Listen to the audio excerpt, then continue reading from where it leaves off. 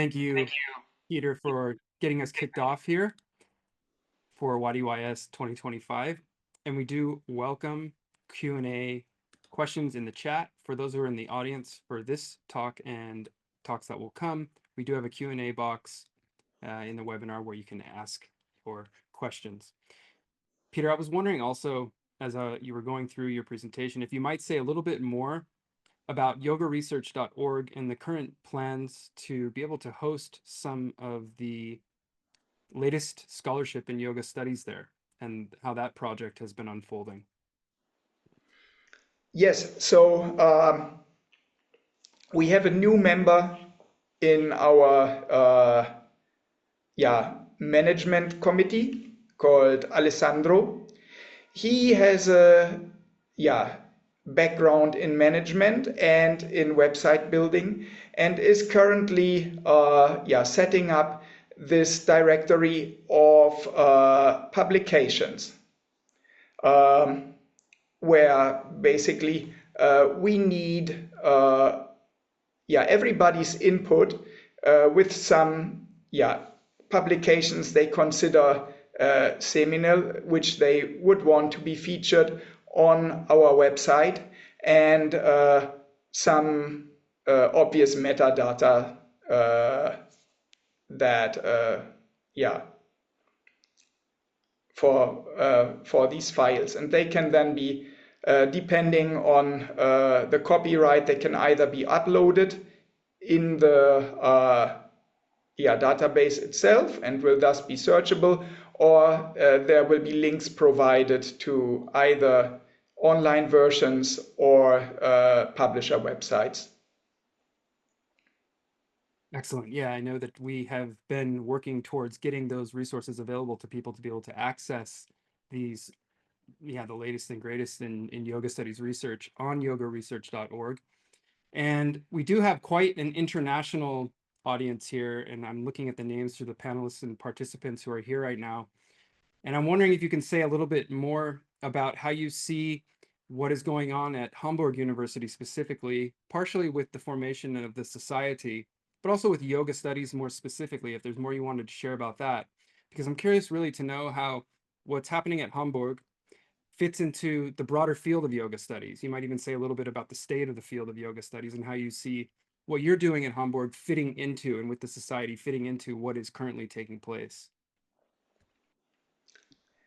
Yes, so here in Hamburg, we are a department of Indology, and as such, we provide training in Sanskrit philology, in Tibetan philology, in Middle Indic philology, even modern Indian philology, but everything is mostly philologically oriented.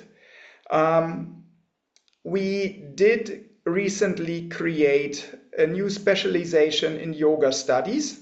That means that you can do your MA in Indic or Tibetan philology with a specialization in yoga studies.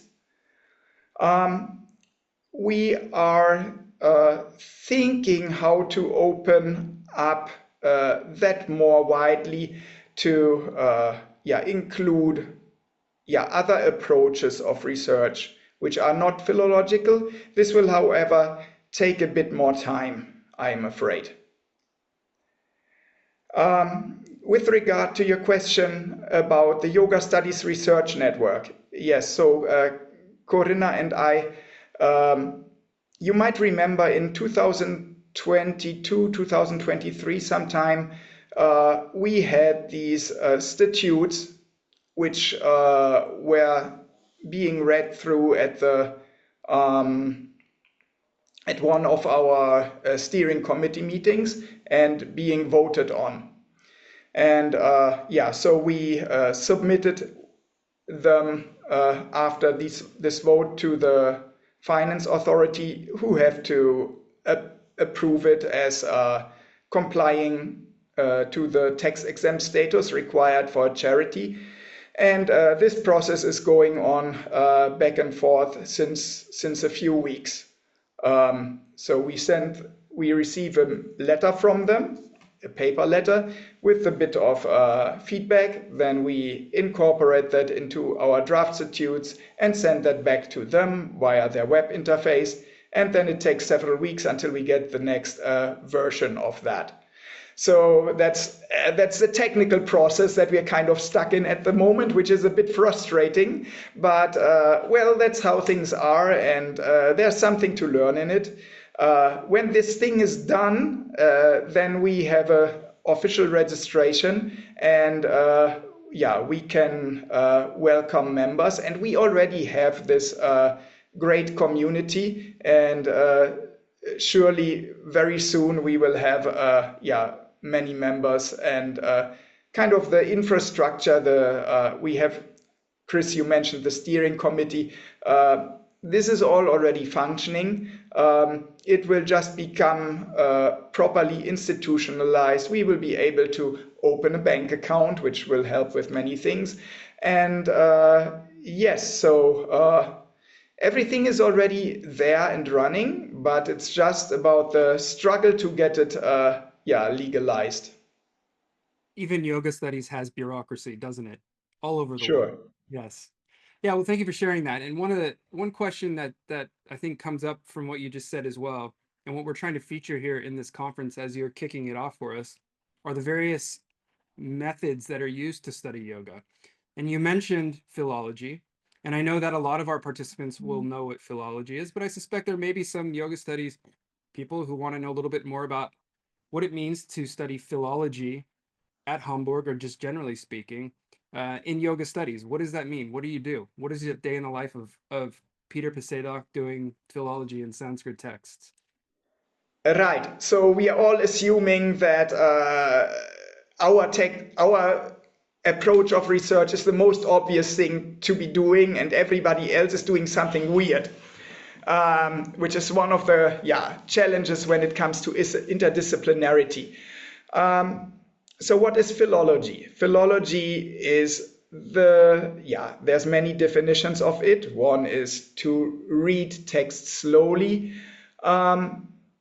Basically, what we are doing for the most part is we are editing texts, either critically or diplomatically. So in my case, for example, that means that I'm lucky and I find a good manuscript. This is the ideal case. I just find my one good manuscript of a text that is not otherwise transmitted. Then I just have to work on my one manuscript and establish the text, try to understand it, correct the errors in it, find parallels in other texts, and ideally provide a translation so that people can follow what is going on.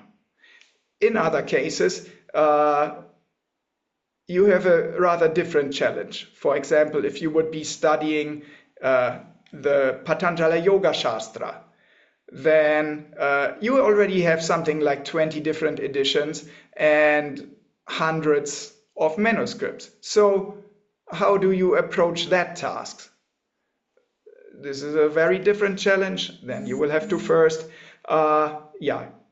identify which are the most important witnesses and work from there.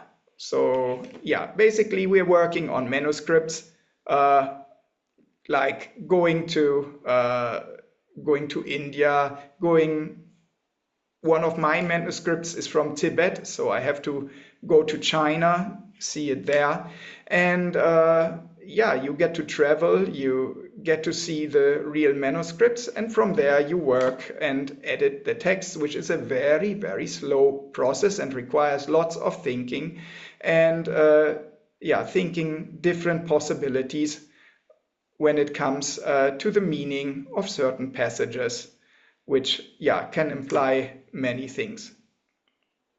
So it sounds like philology for those who like to read and travel, if I'm going to sum it up. Yeah.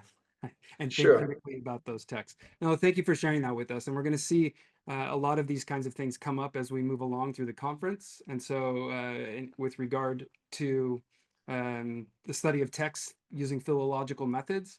And so that's a nice preview of what is to come. There's one final question in the chat for you before we move to the next. And that question is, what is the Tibetan manuscript that you are working on? I'm working on the Kapinabhyodaya Sara Vivritti of a certain Bhikshu Tathagata Indra Singha, which is a commentary on the Kapinabhyodaya, epic poem from Kashmir, 9th century, which had no previous commentary available to us, and which is a rather difficult piece of poetry with one canto, bilingual, means you can read it in two languages with different meanings, the same text. And it's obviously very helpful to have a commentary on that. And it's very exciting to be working on that. Can imagine. Well, I want to thank you, Peter, for being our keynote speaker and kicking us off here for this event. We're all warmed up now. We know about yogaresearch.org. We can go visit yogaresearch.org if we have not already. And we can also find you there if anyone's interested in connecting with Peter and learning more about his research. He is also on the website. So thank you very much, Peter.